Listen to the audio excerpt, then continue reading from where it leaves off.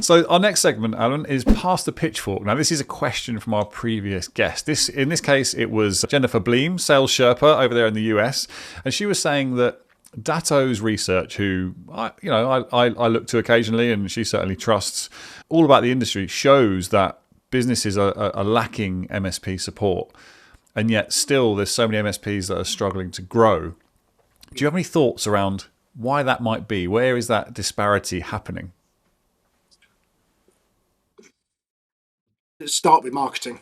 If you boil it down, marketing's about understanding who the right people, who the right businesses are for you to sell to, and getting in front of them. So, if and there's a good fit for everybody. So whoever the end user is, who's struggling to find an MSP that fits what they need, it's because that MSP is not marketing themselves properly. Now, it could be that the customer's got a mismatch in terms, they sit outside. I don't know.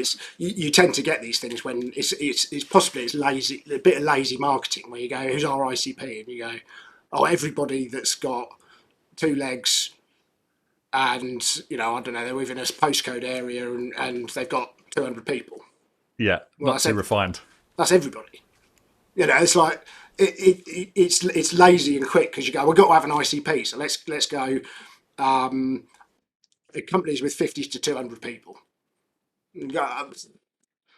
So if that dilutes how you're getting in front of people, and therefore, and people might sit outside of that target market, and if the predominant behaviour is that lazy approach to identifying the target market, you'll have a whole tranche of businesses that just don't fit it. So they'll never get marketed to. So I think genuinely understanding where you want to fit and why, understanding why that's your ideal customer profile, and then I think you've got a better chance of getting in front of the right people. But the right people have got a better chance of you getting in front of them as well.